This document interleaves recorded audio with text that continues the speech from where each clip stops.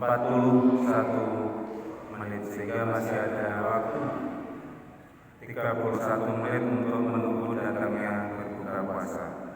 Sambil menunggu waktu datangnya berbuka puasa, mari kita isi dengan belajar bersama-sama, mengaji bersama-sama, mempelajari kembali tentang perilaku ulama-ulama soleh, ulama-ulama terbaik yang sudah ada sejak zaman dulu. Alhamdulillah, manfaat kepada kita semuanya, saudara-saudara kita, keluarga kita, anak turun kita, urip mulya dunya akhirat, umumnya pada warga negara Indonesia. Al-Fatihah. A'udzu billahi minasyaitonir rajim. Bismillahirrahmanirrahim. Alhamdulillahirabbil alamin. Arrahmanir rahim. Maliki yaumiddin. Iyyaka na'budu wa iyyaka nasta'in. Ihdinas siratal mustaqim. Siratal ladzina an'amta 'alaihim ghairil maghdubi 'alaihim waladdallin. Amin. Bismillahirrahmanirrahim. Wa kanu yakrahunal akhlaqas sayyi'ata mislal kalibi wal khiyanati. Ulama-ulama salaf, ulama-ulama soleh adalah mereka yang sangat tidak menyukai akhlak yang buruk, misalnya dusta, kemudian khianat, kemudian sombong, dan yang lain-lain. Ini sungguh sangat dijauhi oleh ulama-ulama pendahulu kita. Wa yuqimuna adla, mereka senantiasa berupaya, berusaha bagaimana agar keadilan itu bisa terwujud. Wal amanah, dan mereka memiliki sifat bisa dipercaya oleh siapapun. Kama kana Rasulullah sallallahu alaihi wasallam,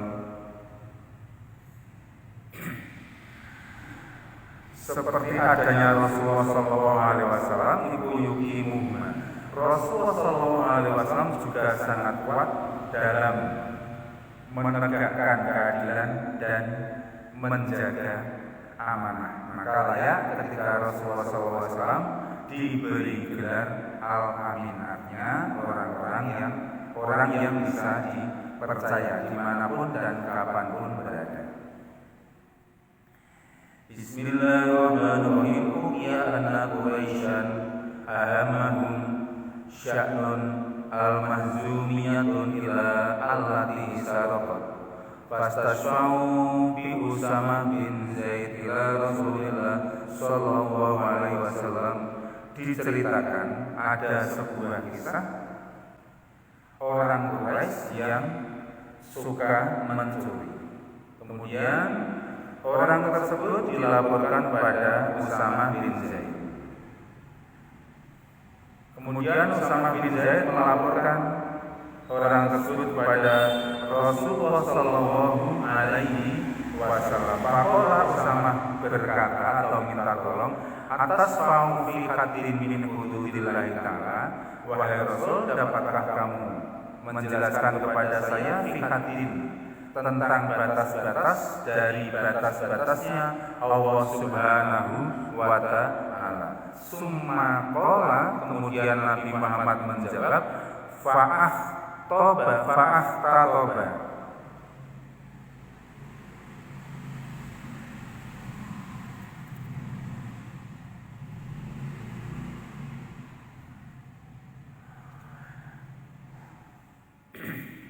Golek kayu sapa sira, waqala Nabi Muhammad berkata, innama ahlaka, sesungguhnya telah merusak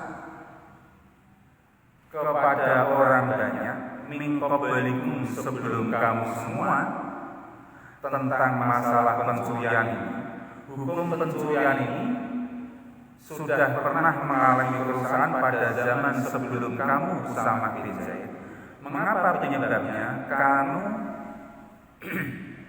idza saraqa fihim syarifun, pada saat sebelum kamu pernah ada kejadian, kalau pencurinya itu seorang yang mulia, seorang yang tinggi, seorang yang berpengaruh, tarokuhu, maka hukum tidak berlaku pada orang tersebut. Wa idza saraqa fihim, namun apabila yang mencuri itu adalah dhaifun, orang-orang yang lemah, maka aqamu alaihil hadda, maka hukum pasti ditegakkan kepada orang yang lemah tersebut.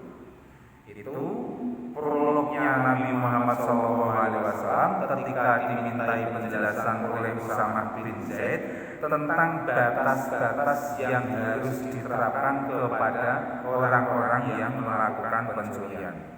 Jadi Rasulullah bercerita dulu hukum tentang pencurian itu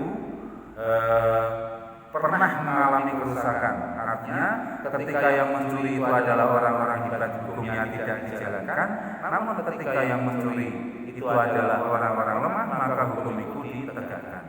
Kemudian Nabi berkata, wa ayyumallahi lau anna Fatimah binti Muhammad sarqat laqattu yadaha. Kemudian Nabi Muhammad menjawab tentang batas-batas bagaimana menegakkan hukum pencurian.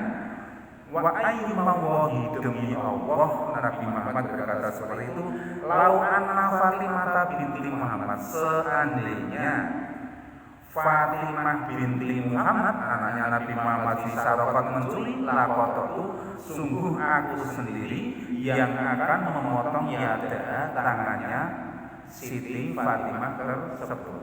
Artinya apa? Sudah seharusnya hukum itu ditegakkan kepada siapa saja, tanpa tebang pilih, tanpa pandang bulu. Ini ajaran Rasulullah Shallallahu Alaihi Wasallam. Bismillahirrahmanirrahim. Kaifa kana aslafuna ma'abadihim. Sekarang saya akan menceritakan bagaimana loh perilakunya para ulama-ulama beserta sahabat-sahabat mereka sesama ulama. Karena ajdaduna ma'ikhwanihimul mu'minin kal jasadil wahidi wa kal bunyani yashuddu ba'duhum ba'dan. Ulama-ulama yang satu dengan ulama-ulama yang lain sejak dulu bisa merasakan bahwa antara satu dengan yang lain itu bagaikan saudara. Bahkan kal jasad bagaikan satu tubuh. Kal bunyani diumpamakan juga seperti bangunan, yashuddu ba'duhum ba'dan.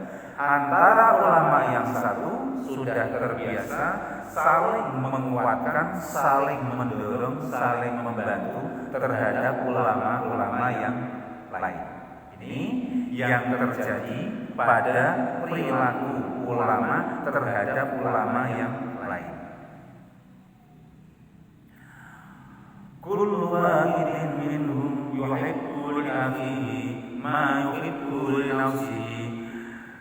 Ulama yang satu dengan yang lain, yuhibbu li akhihi, mencintai saudaranya, menghormati saudaranya,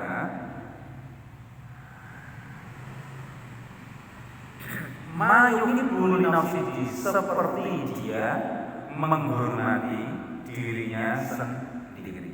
Jadi ini sungguh luar biasa perilaku ulama dalam memperlakukan ulama-ulama lain, dalam memperlakukan orang lain ini seperti dia memperlakukan dirinya sendiri. Wa kanu yatabadaluna al-ihtirama wal ijlala. Wa kanu, bahkan ulama-ulama itu saling membantu, saling memuliakan dan saling mengagungkan antara satu dengan yang lain. Kullu yashhadu li akhihi bil fadli wa ulul manzilati. Masing-masing di antara mereka yashhadu nekseni kullu akhihi ing li akhihi maring saudarane bil fadli dengan keutamaan wa ulul manzilati lan luhure pangkat. Jadi mereka masing-masing bisa menempatkan diri, bisa menempatkan keutamaan atau keluhuran ulama-ulama yang lain tanpa ada perasaan minder, tanpa ada rasa merendahkan sama sekali. Semuanya saling menghormati, semuanya saling menempatkan diri sesuai dengan porsinya masing-masing. Wa yuqaddimuna ala nafsihi fi kulli syai'in, bahkan tidak jarang dari mereka mendahulukan saudara-saudaranya, mendahulukan ulama-ulama yang lain ala nafsihi, jauh di atas kepentingan pribadinya sendiri. Ini luar biasa, ini layak kita contoh. Fi kulli syai'in, dalam segala sesuatu, dalam segala perilaku, dalam segala kesempatan. Jadi ulama-ulama itu tidak mengagungkan dirinya melebihi ulama yang lain, tapi justru mereka mengagungkan, menghormati sesama ulama yang lain di atas dirinya sendiri. Ini luar biasa saja. Wa ma kanu yatanafasuna 'ala riyasati warifati 'alan nas wa makanu, dan tidak ada sama sekali perilaku para ulama, pribadi para ulama seperti apa? Yatanafasnya jor-joran, unggul-unggulan, 'ala riyasati warifati. Jadi menonjolkan, mengunggul-unggulkan kemuliaannya, kecerdasannya, kehebatannya, keluarganya, atau juga kekayaannya, atau juga pangkatnya ala nas.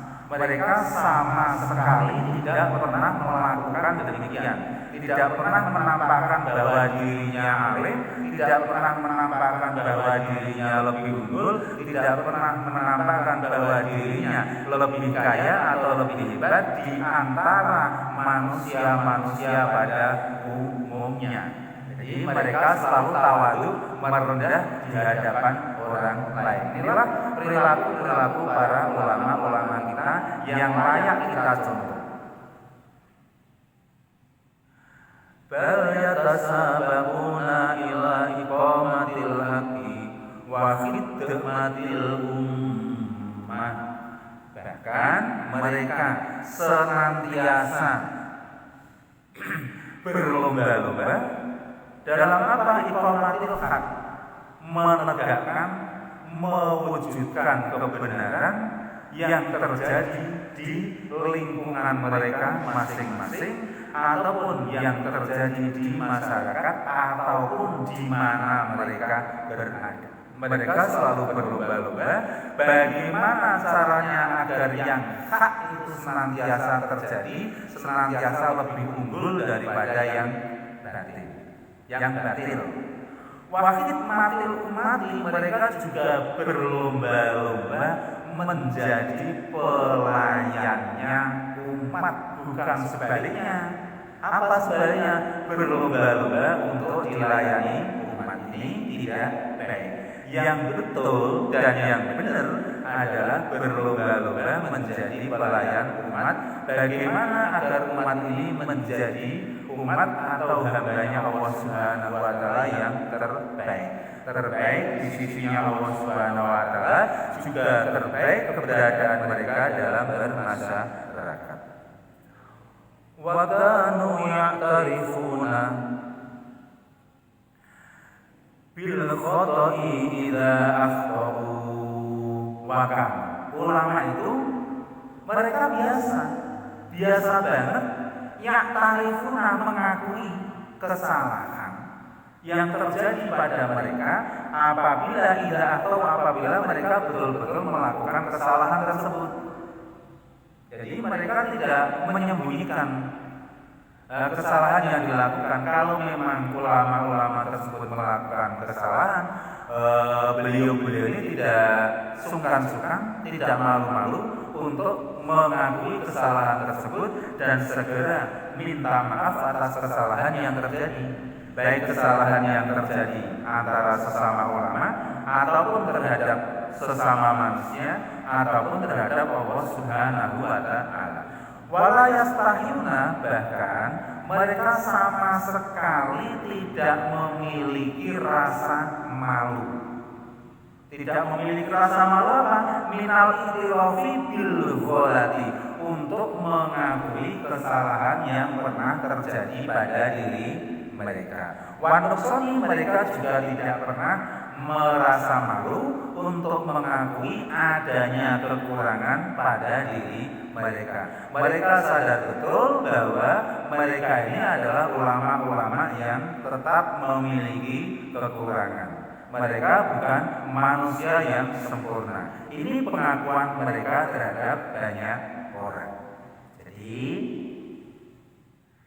siapapun di antara kita, di antara Anda yang mungkin saat ini sudah menjadi ulama, jangan pernah merasa hidup kamu sudah sempurna. Jangan pernah merasa ilmu kamu sudah sempurna. Jangan pernah merasa bahwa diri kamu tidak pernah melakukan kesalahan sama sekali. Jangan sampai terjadi. Mengapa demikian?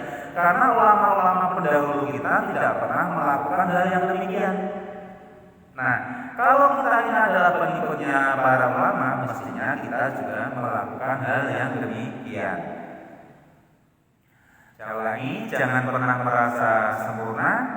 Jangan pernah merasa paling hebat, jangan pernah merasa paling pintar, paling alim, dan yang lain-lain. Ingat, kalau ada perasaan seperti itu, ingat perilaku ulama-ulama kita sejak zaman dulu, mereka tidak pernah melakukan hal demikian. Bahkan mereka sama sekali tidak malu ketika harus mengakui kesalahan, kekurangan yang ada pada diri mereka.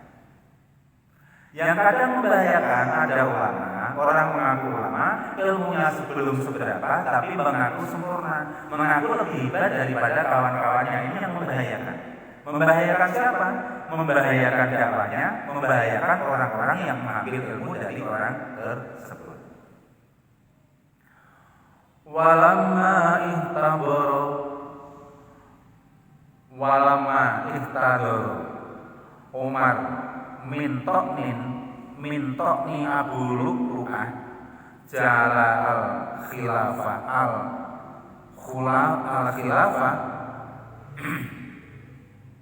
surah baina sitati alladina tuwfiya Rasulullah sallallahu alaihi wasallam.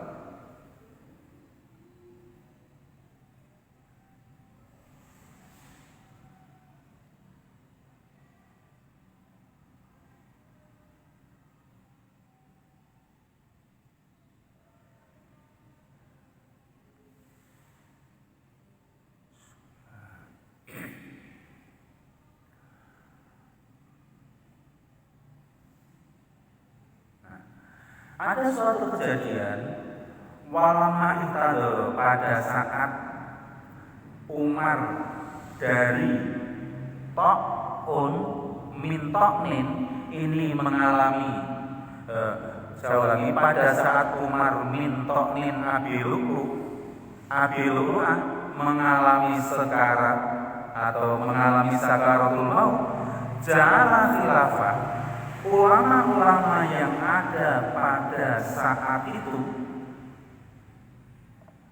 bermusyawarah baina sitatil ladina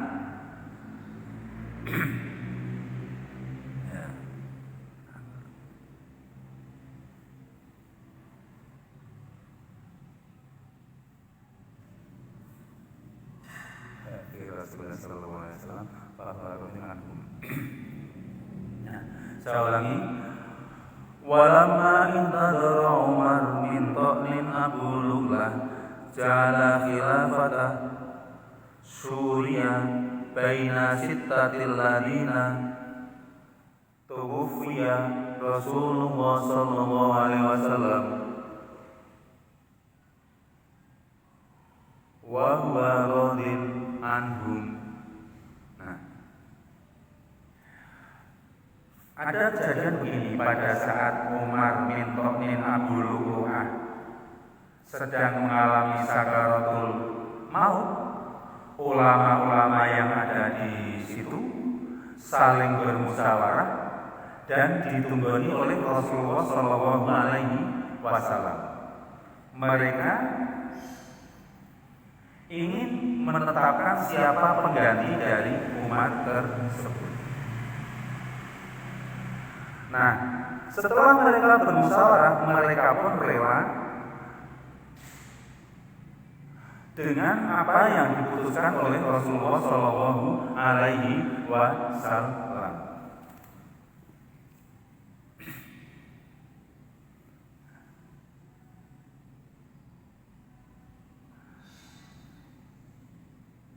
Bismillahirrahmanirrahim. Jadi perilaku para ulama ini sungguh luar biasa. Dalam apa tadi? Mengagungkan kawannya, kemudian tidak jor-joran dalam ilmu, tidak merasa pintar, tidak merasa paling hebat. Bahkan ketika ada ulama meninggal dunia dan harus diputuskan siapa pengganti ulama tersebut, mereka yang mungkin paling pintar tidak langsung menetapkan ini. Namun mereka saling bermusyawarah di antara ulama-ulama yang hadir. Kemudian hasil musyawarahnya disampaikan kepada Rasulullah Shallallahu Alaihi Wasallam. Setelah Rasulullah Shallallahu Alaihi Wasallam menyetujui atau meridhoi keputusan mereka, mereka pun akhirnya juga meridhoi menerima keputusan tersebut. Di dalam Al-Quran juga difirmankan Bismillahirrahmanirrahim, Subhanaka la ilma lana illa ma 'allamtana innaka antal alimul hakim. Subhanaka, sungguh Allah Subhanahu wa ta'ala zat yang maha terpuji, zat yang maha suci. La ilma lana, kami tidak punya ilmu apa-apa, illa ma 'allamtana, kecuali sedikit ilmu yang sudah ditorehkan oleh Allah Subhanahu wa ta'ala di dalam diri kita. Artinya seperti itu. Maksudnya apa? Kita umat manusia dimanapun kita berada, kemudian seberapa tingginya ilmu yang kamu miliki, seberapa tinggi gelar yang kamu sandang,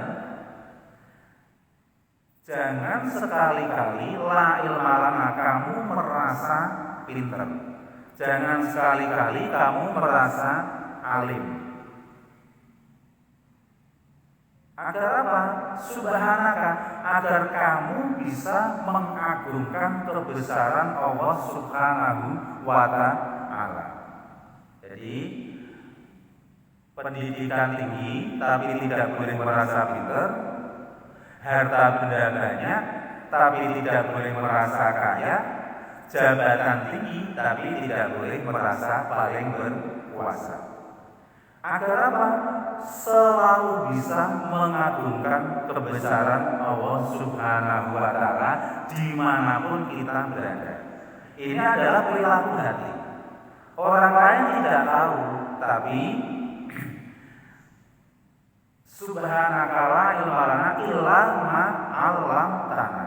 Allah Subhanahu wa ta'ala maha tahu terhadap apa yang ada di dalam diri kita. Mungkin lisan kita mengatakan kita tidak merasa pintar, tapi batin kita selalu merasa lebih pintar daripada orang lain. Mungkin lisan kita mengatakan kita tidak lebih alim dari orang lain, namun dalam batin kita senantiasa merasa bahkan ingin diakui bahwa kita lebih alim dari orang lain. Yang seperti ini, yang seperti ini Allah tahu. Kita tidak bisa mengelak. Kita bisa mengelak dari umat manusia, namun kita tidak bisa mengelak dari pandangan Allah Subhanahu wa Ta'ala. Maka hati-hati dengan perilaku hati kita. Jadi seperti itu. Ini rumus harus kita lakukan kalau kita betul-betul ingin bisa mengagungkan kebesaran Allah Subhanahu wa Ta'ala di dalam hati kita, di dalam batin kita.